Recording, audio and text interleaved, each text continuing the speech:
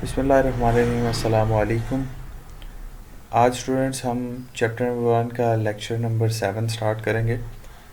हमने इससे पिछले चैप्टर में पढ़ा था कि स्टोरेज डिवाइसेस क्या होती हैं और primary storage devices, secondary storage devices की लिस्ट हमने देखी।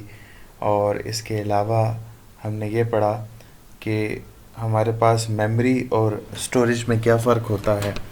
हमने मेमोरी की टाइप्स को पढ़ लिया था, हमने जो स्टोरेज है उसकी टाइप्स को पढ़ लिया था, स्टोरेज डिवाइसेस कौन सी होती हैं उनको पढ़ा था। तो आज हम डिटेल से पढ़ेंगे। हमें ये मालूम है कि प्रोसेसिंग के लिए मेमोरी और स्टोरेज दोनों की ज़रूरत पड़ती है। डाटा को रिट्रीव करवाने के लिए स्टोरेज की ज़रूरत पड़ती है। तो हमारे पास रैंडम एक्सेस मेमोरी जो है वो डाटा प्रोसेसिंग के लिए, जबकि हार्ड डिस्क जो है वो डाटा स्टोरेज के लिए इस्तेमाल की जाती है। हम चाहे डाटा को रैंडम एक्सेस करवा रहे हों या सीक्वेंशियल एक्सेस करवा रहे हों।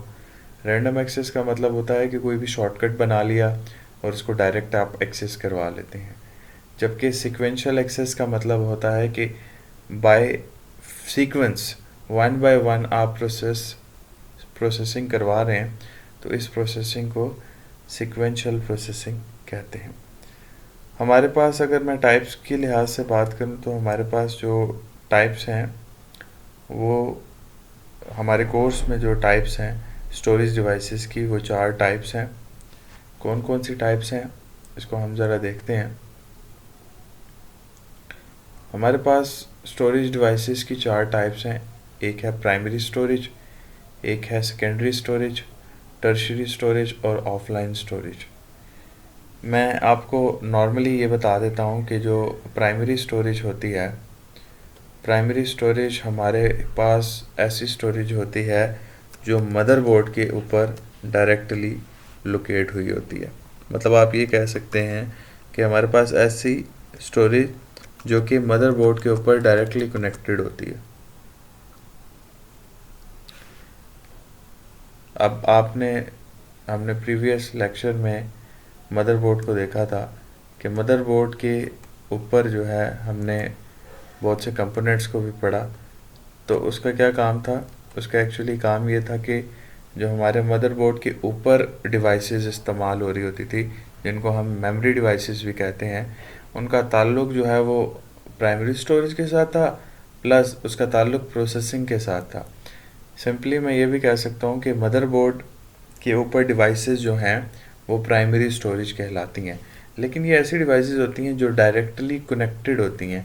इससे पहले भी हमने पढ़ा कि मेमोरी का ताल्लुक जो है प्रोसेसिंग के साथ होता है, तो हम ये भी कह सकते हैं प्राइमरी स्टोरेज का ताल्लुक जो है प्रोसेसिंग के साथ होता है, जबकि सेकेंडरी स्टोरेज का ताल्लुक डाटा को सेव करने के हवाले से होता है।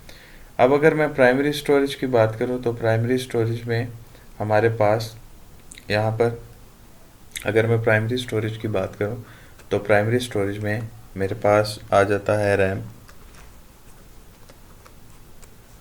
मेरे पास प्राइमरी स्टोरेज में रोम आ जाता है, मेरे पास प्राइमरी स्टोरेज में कैशे मेमोरी आ जाती है,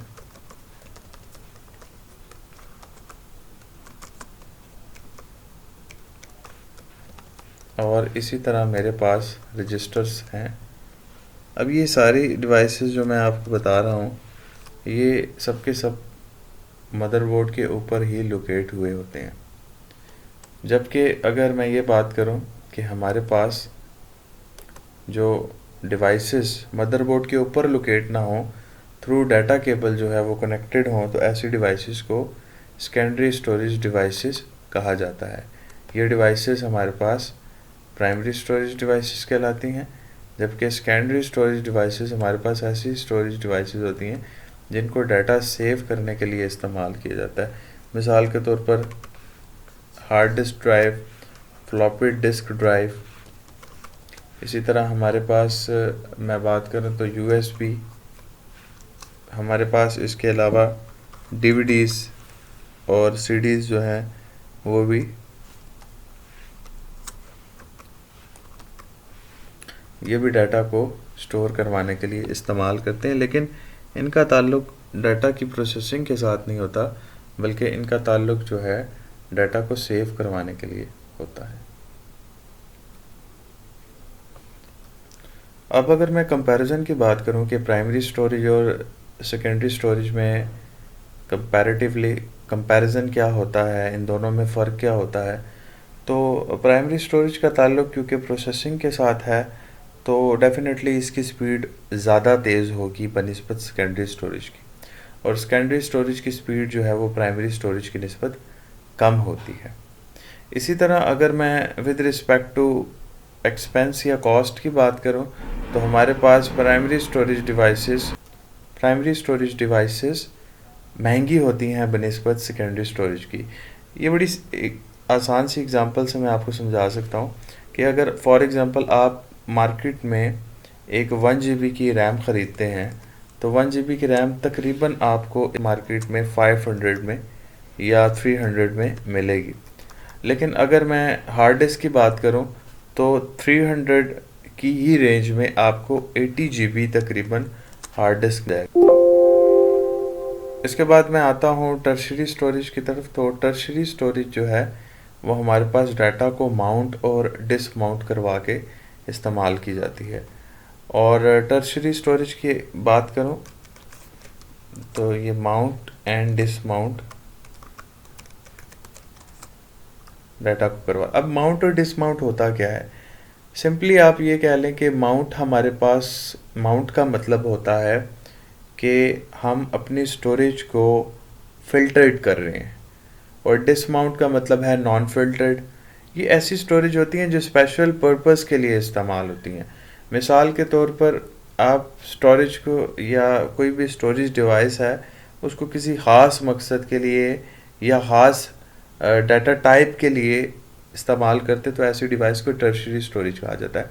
मिसाल के तौर पर अगर मैं कोई डिवाइस है उसको मैं माउंट कर देता हूँ, माउंट विद वीडियो फाइल्स, तो इट मीन कि उसके अंदर वीडियो फाइल्स ही स्टोर कर सकते हैं, उसके अलावा कोई भी फाइल उसके अंदर स्टोर नहीं कर सकते। आप ऑडियो फाइल नहीं स्टोर कर सकते।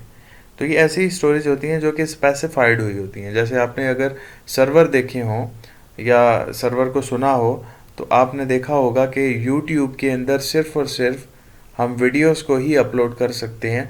तो इसका मतलब है कि वो सर्वर माउंट हुआ है विद द वीडियो फाइल। इसी तरह हम अपने फाइल्स को माउंट कर सकते हैं, माउंट विद लार्ज फाइल, कि हमारे पास अगर कोई बड़ी फाइल्स आ जाएंगी जिनका वॉल्यूम ज़्यादा है, तो ऐसी फाइल्स को माउंट कर दिया जाता है कि इसके अंदर सिर्फ बड़ी फाइल्स ही रखी जा सकती हैं, छोटी फाइल्स नहीं रखी जा सकती। इसी तरह आप माउंट विद डॉक्यूमेंट फाइल कर सकते हैं कि इसके अंदर सिर्फ और सिर्फ डॉक्यूमेंट फाइल्स ही सेव हों, तो ऐसे भी माउंट कर सकते हैं। अच्छा, आप मल्टीपल माउंटिंग भी करवा सकते हैं। आप ये कह सकते हैं mount with audio and video files.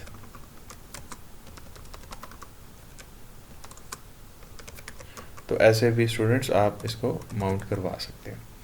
अच्छा, डिसमाउंट का फंक्शन भी ऐसे ही होता है। अगर आपने माउंट किया हुआ है तो डिसमाउंट हो जाए, या फिर आप कोई एक स्पेसिफाइड को डिसमाउंट करवा देते हैं। तो लाइक मैं बात करता हूँ कि डिसमाउंट फॉर वीडियो फाइल्स। तो इसका क्या मतलब है? इसका मतलब है कि हमारे पास जो स्टोरेज इस्तेमाल हो रही है वो सिर्फ वीडियो फाइल के लिए डिसमाउंट है, मतलब वीडियो फाइल्स इसके अंदर नहीं जो है स्टोर की जा सकती, बाकी सारी फाइल स्टोर कर सकते। तो माउंट टर्शरी स्टोरेज जो है इसकी स्पीड बहुत तेज़ होती है क्योंकि स्पेसिफाइड होती है, और उसके अलावा इसको चेक पहले से ही कर दिया जाता है। तो इस वजह से इसकी स्पीड जो है बनिस्बत सेकेंडरी और प्राइमरी स्टोरेज के ज़्यादा तेज़ होती है। इसके बाद हम बात करते हैं ऑफलाइन स्टोरेज। तो ऑफलाइन स्टोरेज से पहले हम देख लेते हैं what is online storage. Online storage क्या होती है? ऑनलाइन स्टोरेज जो है ऐसी स्टोरेज होती है जो हमें हर वक्त रिक्वायर्ड होती है। हर वक्त का मतलब क्या है? हर वक्त का मतलब ये है कि ऑनलाइन स्टोरेज आपके पास ऐसी स्टोरेज होगी जो हमें ज़रूरत पड़ेगी जब भी हम कंप्यूटर ऑन करें। मिसाल के तौर पर आप ये भी कह सकते हैं कि ऑनलाइन स्टोरेज ऐसी स्टोरेज होती है जो डाटा प्रोसेसिंग के लिए लाजमी होती है। मिसाल के तौर पर आप जब भी कंप्यूटर ऑन करेंगे तो आपके कंप्यूटर में रैम का होना बड़ा ज़रूरी है। आप जब भी कंप्यूटर ऑन करेंगे आपके लिए रोम का होना ज़रूरी है। आप जब भी कंप्यूटर ऑन करेंगे हार्ड डिस्क ड्राइव का होना बहुत ज़रूरी है। तो ऐसी डिवाइसेस को ऑनलाइन स्टोरेज कहते हैं, जिसमें आपके पास डिवाइस में प्रोसेसिंग के लिए डिवाइसेस का होना ज़रूरी हो। ऐसी डिवाइसेस को ऑनलाइन स्टोरेज कहा जाता है। और अगर मैं ऑफलाइन स्टोरेज की बात करूं तो ऑफलाइन स्टोरेज हमारे पास ऐसी स्टोरेज होती है जो कि आप इस्तेमाल करते हैं जब ज़रूरत पड़े यूज़र को, व्हेन यूज़र रिक्वायर्ड। ठीक है, तो ऐसी स्टोरेज को ऑफलाइन स्टोरेज कहा जाता है। मिसाल के तौर पर ऑफलाइन स्टोरेज कौन सी हो सकती है? मैं ये कहता हूँ कि जी ऑफलाइन स्टोरेज हमारे पास ऐसी स्टोरेज होती है जो जब यूज़र को रिक्वायर्ड होती है, ज़रूरत पड़ती है, तो तब वो इस्तेमाल करता है।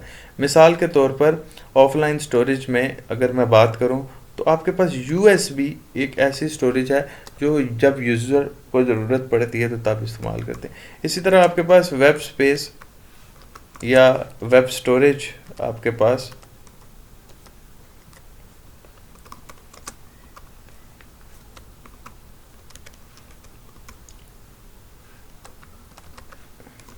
वेब स्टोरेज जो है वो भी जब यूज़र को ज़रूरत पड़ती है तो तभी वो इस्तेमाल करता है। और इसी तरह मैं बात करूँ सीडीज़ की, डीवीडीज़ की, तो ये सीडीज़ या डीवीडीज़ जो हैं ये जब ज़रूरत पड़ती है यूज़र को, या रिमूवेबल डिस्क जब ज़रूरत पड़ती है तो तब वो इस्तेमाल करता है, उसके अलावा इस्तेमाल नहीं करता। तो ये थी हमारे पास स्टोरेज डिवाइसेस जो कि आज के लेक्चर में कवर्ड हो चुकी हैं। उम्मीद करता हूँ आपको समझ आ गई होगी। अपना बहुत ज़्यादा ख्याल रखिएगा। अल्लाह हाफ़िज़।